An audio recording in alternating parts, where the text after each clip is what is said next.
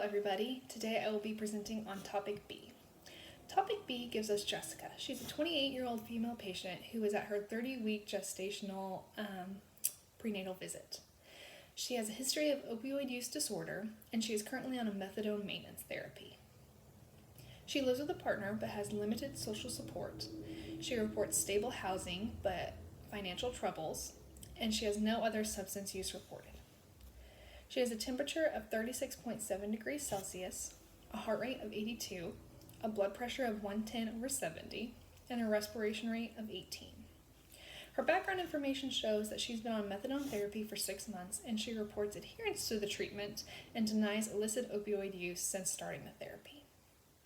At delivery, her newborn exhibits a high-pitched cry, irritability, tremors, poor feeding, sweating, and frequent yawning. The infant has a raised Finnegan score, which indicates moderate withdrawal symptoms. So the diagnosis that I would give this case is I would give the mom a substance use disorder that is being treated with methadone therapy, and I would give the infant a diagnosis of neonatal abstinence syndrome.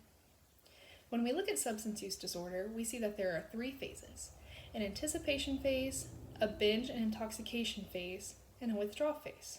And when looking specifically at withdrawal, we see that the brain prepares the body for the substance because it wants to create an environment of homeostasis. But when that substance is never delivered, we see withdrawal symptoms that are indicative of those changes that the brain made to the body to prepare for the stimulus. So when we look at the nervous system, we see that our body creates endogenous opioids that release endorphins. These endorphins activate opioid receptors, including mu receptors, which are found all over our peripheral and our central nervous system. These mu receptors bind to opioid agonists, and this creates an environment where inhibitory neurons cannot release neurotransmitters. This creates an increase of dopamine release, which decreases our pain processing areas and increases our pleasure centers. When we look at the reward pathways specifically, we're looking at our limbic system. So we have 3 structures that have to do with our reward system. We have our hippocampus, which deals with our memories, our amygdala, which deals with our emotions, and our striatum, which deals with our habits. And these 3 structures are important when we look at chronic substance use. Our reward system specifically starts with our ventral tegument area, which sends signals to our ventral striatum, and then send those signals further to our nucleus accumbens, and then we have our dopamine. So when we look at pathway changes with chronic substance use, we see that synthetic opioids cause a flooding of dopamine into those synaptic areas. And this happens after they bind to mu receptors. And this causes an environment and sensation of euphoria. So the individual continues to take this substance to get more of those euphoric feelings.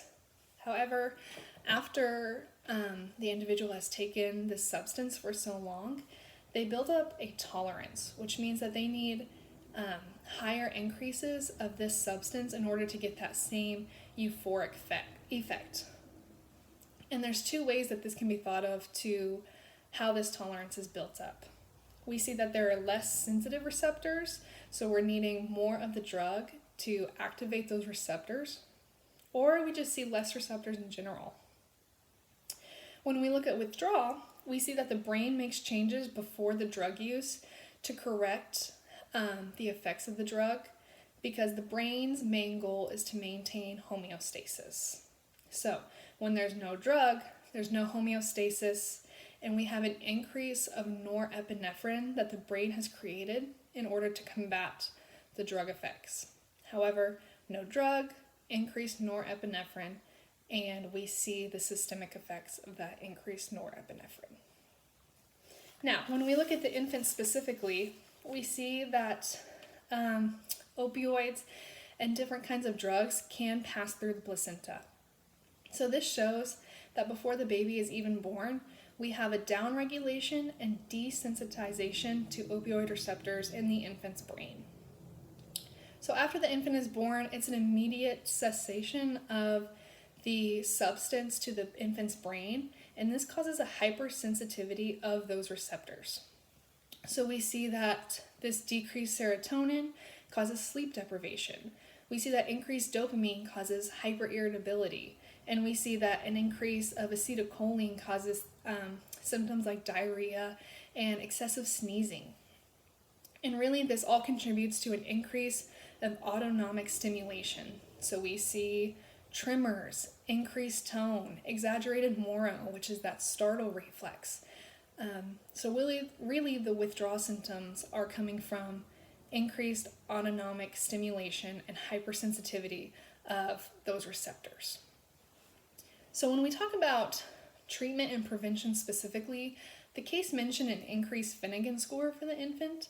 So what the Finnegan score is it looks at 21 different symptoms that could be indicative of withdrawal in an infant, and it scores how that infant looks in presentation, and then it kind of guides your treatment from there. So it looks at the moro reflex, the infant's tone, presence of tremors, fever.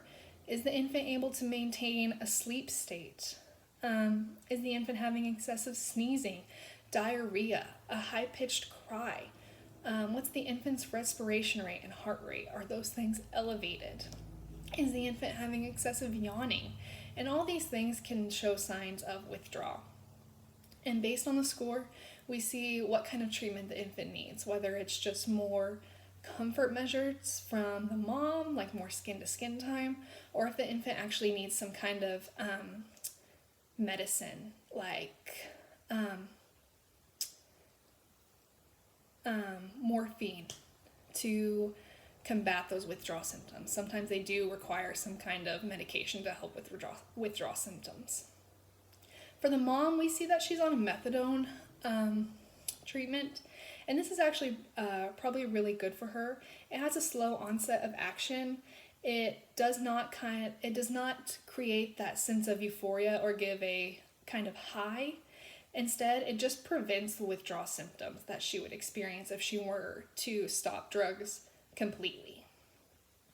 So some complications that we're looking at if this goes untreated, we can see that the mom could overdose if she takes too much of the substance and she overcorrects the brain's homeostasis settings. In the infant, we're really just trying to prevent seizures in the infant, but we could also see poor feeding, decreased growth, respiratory issues, and developmental delays.